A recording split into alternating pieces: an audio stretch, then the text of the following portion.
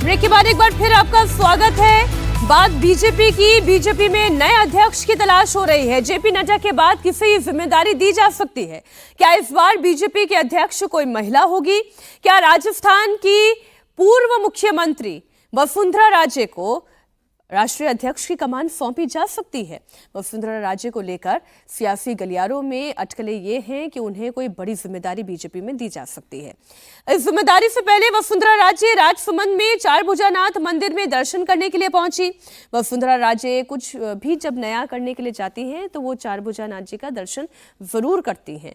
इसलिए ये अटकलें और ज्यादा गर्म हो गई कि क्या बड़ी जिम्मेदारी यही है? क्या कुछ नया जो करने जा रही हैं वो यही तो नहीं है कि बीजेपी में कुछ बड़ी जिम्मेदारी दी जा सकती है? परिवर्तन यात्रा हो या स्वराज संकल्प यात्रा, समीर जी आप ही से चली चर्चा की शुरुआत कर लेती हूँ। उससे पहले वसुंधरा जी क्या कह रही है पहले वो सुना देते हैं। जो भी अच्छा काम होता है वो यहीं से शुरू करती हूँ मैं। आप हमेशा देखा जब 20 साल पहले की बात थी, यहाँ से ही शुरू की परिवर्तन यात्रा। और मैं इनको जब भी मैंने कुछ मांगा उन्होंने हमेशा धमकी दी। और मैं इन सबको कहने वाली हूँ जो परिवार के लोग हैं। तो वो कह रही जब भी कुछ अच्छा काम करने जाती हूँ तो मैं यहाँ दर्शन करने जरूर आती हूँ। इसलिए लोग पूछ रहे हैं कि अच्छा काम ऐसा तो नहीं है कि मुखिया की कमान मिलने जा रही है, और क्यों नहीं, ये इसके पीछे कारण भी है। आप देखिए भारतीय जनता पार्टी ने बीते कुछ राज्यों में जो चुनाव जीते हैं उसमें महिला की बड़ी भूमिका थी।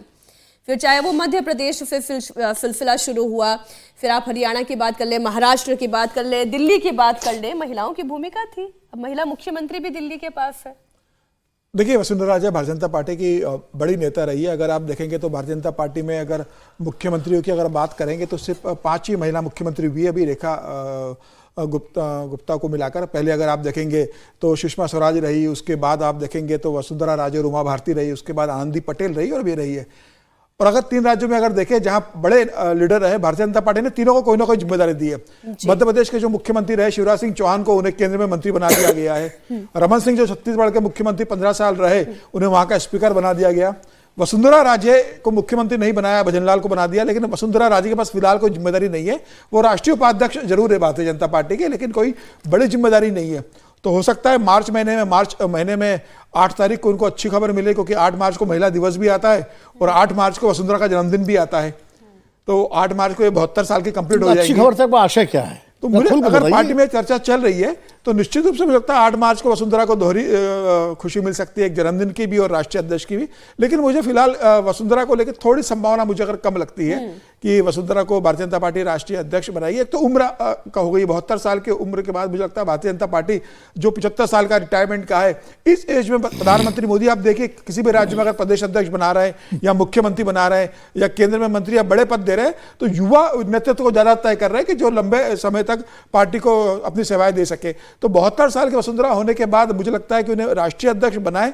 उसके अलावा कई और पद पार्टी के अंदर। उम्र रोड़ा है या कोई और भी रोड़ा है? नहीं, उम्र का तो कारण है। बाकी मुझे लगता है कि जो प्रधानमंत्री नरेंद्र मोदी या संघ के साथ जो सहजता का संबंध होना चाहिए राष्ट्रीय अध्यक्ष के लिए, वह सह संबंध वसुंधरा के नहीं रहे। वसुंधरा का कार्यकाल जो रहा भी हम सामने रख रहे हैं। दोनों पे ही विजय जी आप अपनी राय रखें कि क्या केवल एक उम्र का रोड़ा है या फिर वो जो सहजता की जो थोड़ी सी कमी अभी जो समीर जी जिसकी तरफ इशारा कर रहे थे वो है, या फिर जो दूसरा विकल्प है दक्षिण भारत से आने वाली निर्मला सीतारमण जो अभी केंद्रीय मंत्री की भूमिका में है, उन्हें ये जिम्मेदारी दी जा सकती है। देखिए अभी जरूरत क्या है, किस बात की जरूरत है, मतलब नाम तो क्या तय होगा, नाम तो वहाँ पार्टी तय करेगी, प्रधानमंत्री जी और संघ के साथ बैठक करके जो भी तय होगा वो होगा। लेकिन अभी जरूरत है 2029 का चुनाव। अब जो अध्यक्ष होंगे वो 2029 तक चलेंगे, वो एक्सटेंडेड पीरियड के साथ। भले उनका कार्यकाल 28 में खत्म हो रहा होगा, लेकिन वो मुझे नहीं लगता कि जिम्मेदारी होगी उसकी 29 के चुनाव की जिम्मेदारी होगी। और 29 का चुनाव क्या है? 2029 का चुनाव 2029 का चुनाव है नारी वंदन अधिनियम के एग्जीक्यूशन का चुनाव, बिल्कुल, जिसमें 33% महिलाओं की हिस्सेदारी होगी। तो क्या पार्टी उस लेवल पर, उस स्तर पर सोच रही है? क्योंकि जो मुझे जानकारी मिली कि संघ ने अलग अलग स्तर पर पिछले 2 साल से 3 साल से जो फीमेल लीडरशिप है उसको तैयार करने की एक बड़ी तैयारी की है। वो लगातार उस एक्सरसाइज में चल रही है कि देश भर में कम से कम 500 कैंडिडेट्स तो हो फीमेल, जो खड़े हो सके, तो वो उस तैयारी में चल रही है।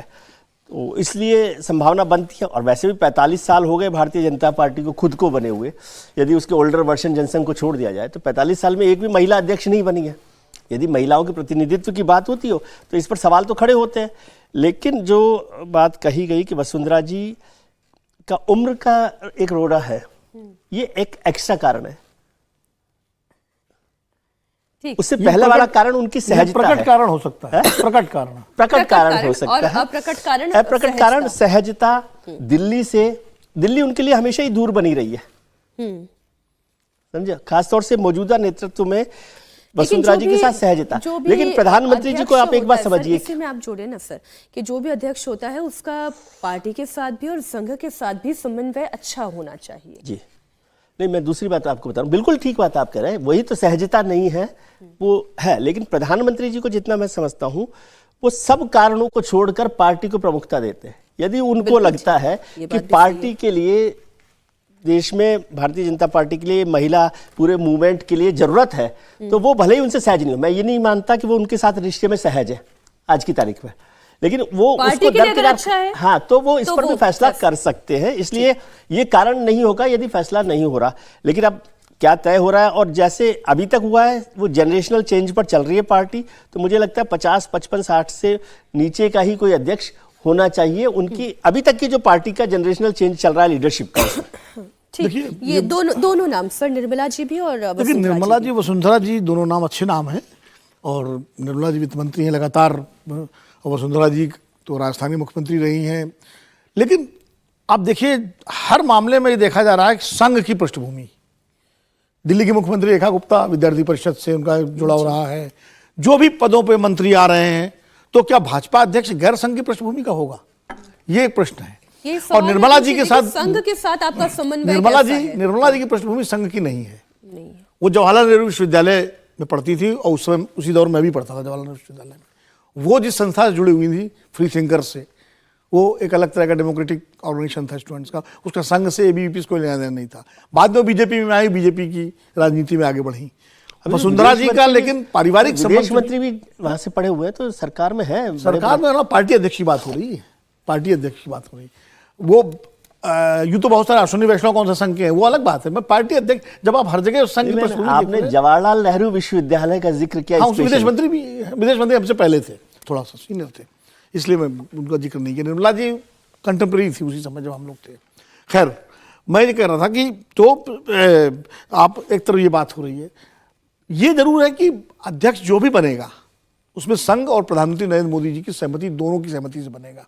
ये नहीं होगा कि किसी एक को दरकिनार कर दिया जाए, और कभी पहले भी नहीं हुआ, पहले भी। तो फिर मैं फिर इसी में सप्लीमेंट्री क्वेश्चन ये ऐड कर देती हूँ। तो फिर संघ के लिए वसुंधरा ज्यादा बेहतर विकल्प है या निर्मला सीतारमण ज्यादा बेहतर विकल्प? देखिए, संघ की जहां तक बात करें, संघ को हमसे बेहतर हमारे दोनों मित्र जानते हैं।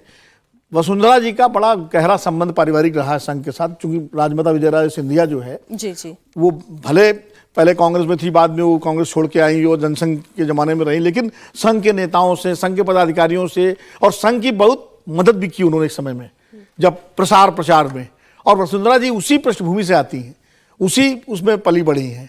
तो इसीलिए जो उनकी असहजता की बात की जाती है, या कई बार उनके स्वभाव की बात की जाती है, उसका एक बड़ा कारण ये भी है, एक तो राज परिवार से हैं वो, दूसरा जो विजयराजे सिंधिया जी की विरासत उनको मिली है, वो विरासत माधवराव जी को नहीं मिली थी, विरासत वसुंधरा जी को मिली थी। माधवराव जी की अपनी विरासत उन्होंने कांग्रेस में जाके बनाई थी, जो ज्योतिरादित्य सिंधिया जिसको चला रहे हैं आगे। तो उस नाते भी वसुंधरा जी का थोड़ा सा एक स्वभाव, एक अक्खड़ स्वभाव उनका माना जाता है। लेकिन एक बात भी जरूर है, उम्र का एक जरूर मुद्दा है। अदरवाइज एक महिला मुख्य अध्यक्ष के रूप में अगर तय करना होगा तो शायद सबसे बड़ी चॉइस वही होगी। सुषमा स्वराज को इसलिए नहीं बनाया था, याद करिए, बहुत नाम चला था सुषमा जी का एक समय अध्यक्ष पद के लिए, लेकिन वो भी संघ पृष्ठभूमि की नहीं थी, तो वो एक आड़े आ गया था उनके। तो आप इन दोनों में से, आप सभी के लिए सर मुझे अगली खबर भी एक लाइन बोल देता हूं। बस वसुंधरा के संबंध संघ से इतने कटु रहे हैं कि 10 साल तक संगठन महामंत्री राजस्थान के अंदर नहीं दिया था वसुंधरा के कारण। प्रकाश जी आखिरी संगठन महामंत्री हुए थे, उसके बाद 10 साल 12 साल बाद चंद्रशेखर को भेजा गया था। मतलब संघ ने कह दिया था कि वसुंधरा के रहते हम संगठन महामंत्री देने नहीं वाले, और 10 साल राजस्थान ऐसा पहला प्रदेश रहा जब भारतीय जनता पार्टी का संगठन महामंत्री नहीं था।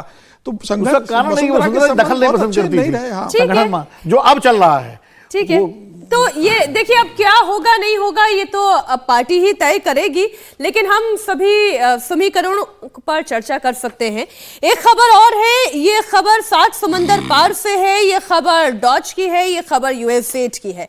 क्या अमेरिका में नरेंद्र मोदी को हटाने की साजिश हुई थी? क्या बांग्लादेश की तरह ही एक ऑपरेशन नई दिल्ली में भी चलाया जाने वाला था? ये सवाल इसलिए क्योंकि अमेरिका से 182 करोड़ भारत भेजने की डील हो गई थी, ऐसा कहा जा रहा है। और अगर ये पैसा भारत आ जाता तो क्या उसे नरेंद्र मोदी को हटाने के लिए इस्तेमाल किया जाता? नरेंद्र मोदी के सियासी दुश्मन इस दुनिया के सबसे पावरफुल शख्स को क्यों झूठा बता रही हैं? क्या नैरेटिव उनके हिसाब से फिट नहीं बैठ रहा है, इसलिए तमाम बातें कही जा रही है। हम जल्दी से इस पर कर लेते हैं चर्चा। और विजय जी, आपसे इस चर्चा को शुरू करते हुए, तख्ता पलट करने के लिए कोशिशें तो होती हैं और इसके लिए फंडिंग भी होती है। इसका सबसे बड़ा एग्जाम्पल बांग्लादेश है, और बांग्लादेश में कैसे रातों रात शेख हसीना चली गई। और उसमें भी मैं जो डिटेल लेकर आई हूं, $21 मिलियन बांग्लादेश में गया, और अचानक से शेख हसीना रातों रात इनका तख्ता पलट कैसे हुआ, वो सब हमने खुद ने चर्चा की थी यही कहानी कुर्सी की में। रिजीम तो चेंज हुआ और बिना चुनाव के हुआ, तो ऐसा तो हम इसे बरकरार नहीं किया जा सकता ना कि ऐसा हो नहीं सकता। बांग्लादेश इंपॉर्टेंट नहीं है, उसमें इंपॉर्टेंट है अमेरिका। और अमेरिका में ये काम हमेशा ही चलता रहता है कि अलग अलग देशों में राजनीतिक अस्थिरता की जाए, उनके पसंद की चीज़ें हैं कि नहीं है। बांग्लादेश ताज़ा उदाहरण है, इसलिए आप उसको इनकार नहीं कर सकते, और वो वहाँ पर हुआ। लेकिन क्या भारत बांग्लादेश है? सवाल ये है, क्या भारत में तख्ता पलट किया? बहुत बार हुआ ये कोशिश, ऐसा भी हुआ, कोशिश की पाकिस्तान की हम चर्चा करते रहते हैं, वहां पर सैनिक तख्ता पलट। ये कह रहे हैं मोदी के कि ऐसा कुछ नहीं हुआ, ये केवल कहानियां गढ़ी जा रही हैं। नहीं, ऐसा नहीं है। मैं कह रहा हूँ वो तो अमेरिका, इसीलिए मैंने कहा कि बांग्लादेश नहीं, अमेरिका इंपॉर्टेंट है। वो हमेशा ही ये कोशिश करता रहता है, वहां पर जो रिजीम है वो दूसरी सरकारों को कैसे अस्थिर किया जाए। और तख्ता पलट नहीं भी किया जाए ना, तब भी वो अस्थिर करने की कोशिशों में लगे रहते हैं, और उसके लिए तमाम तरीके के रास्ते अपनाते हैं। लेकिन कितना मदद हुई, एक तो ये पूरी जो खबर है उसमें पहले चर्चा हुई कि वो 21 मिलियन जिसकी बात आप कर रहे हैं बांग्लादेश को दिया गया, उसे पहले बताया गया कि भारत को मिल गया था, तो वो भी गलत साबित हो गई। अब ये कहा जा रहा है कि वो हो जाता, अब होना तो क्या होता क्या नहीं हो जाता। और एक बात समझिए, देश में अभी पिछला चुनाव हुआ है, 50,000 करोड़ रुपए खर्च हुए इस चुनाव में, 50,000 करोड़ रुपए, उसमें 182 करोड़ का क्या मायने होता है? क्या कर सकता है 182 करोड़ से? 2029 की भी बात चल रही है ना, 2029 के लिए 182 करोड़ रुपए का ये हाँ, तो मैं कह रहा हूँ कि 182 करोड़ रुपए भारत के लिए कोई मायने वाली बात नहीं। लेकिन वो ये इससे इनकार नहीं कर सकते कि अमेरिका ये एक्सरसाइज नहीं करता है, और तमाम तरीके के लोगों को करता है।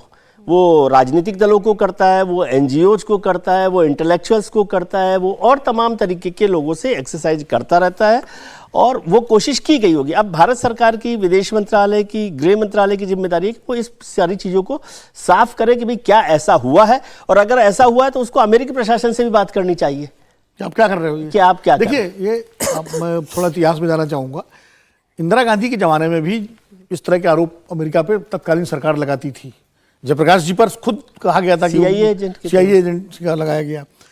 उसके बाद फिर एक अमेरिकन से एजेंट की किताब आई सैमुअल हर्ष की, जिसने मोरारजी देसाई पे सीधे सीधे आरोप लगा दिया था कि उनको, तो इस तरह के आरोप वहाँ से लगते रहे। ट्रम्प साहब के बारे में मैं बताऊँ कि आप याद करिए, ट्रम्प के पिछले कार्यकाल में ट्रम्प साहब ने एक बयान दिया था कि मोदी जी ने उनसे कहा कश्मीर पर हमारी मदद कीजिए, हस्तक्षेप कीजिए, जिसका फिर भारत ने बहुत जोरदार खंडन किया था कि हमने ऐसा। और फिर हम सब ने, मतलब भारत के पक्ष के लोगों ने ट्रंप जी के तमाम सारे उन गलत बयानों को दिखाया था जो उन्होंने की, इनका तो रिकॉर्ड है। तो इसे एक तो अब ये 21 मिलियन वाला तो पहले ही साबित हो गया, 182 करोड़ की बात जो है। अगर एक बात, कोई भी विदेशी पैसा जो आता है भारत में, कोई भी एक रुपया भी, वो भारत सरकार की जानकारी में आता है, नजर में आता है। और जो भी प्रोजेक्ट के लिए आता है उसके अप्रूवल के बिना नहीं आता। ये FCRA का रूल है, ये FCRA का रूल है। तो चाहे 182 करोड़ हो, चाहे 21 मिलियन हो, चाहे जो भी हो, चाहे एनजीओ को आए, किसी को आए, पैसा या तो आ गया या पैसा आ रहा था जिसे रोक दिया गया, लेकिन पैसे का खेल जरूर है। और मोदी विरोधी अगर ये कहे कि कोई ऐसा खेल नहीं, केवल ये मनगढ़ंत कहानियां हैं, तो ये भी कहना गलत होगा, क्योंकि अभी चर्चा में आप खुद ही कह रहे हैं कि भाई अभी नहीं, सालों से मुझे तो कोशिश हो ये रही है। बयानबाजी ही खेल लग रही है भारत को अस्थिर कर, भारत की राजनीति को अस्थिर करने की। ये भी हो सकता है। हमारे लिए आज चर्चा में बस इतना ही। कहानी कुर्सी के में सहयोग के लिए, चर्चा के लिए, बातचीत के लिए बहुत शुक्रिया आप तीनों मेहमानों का।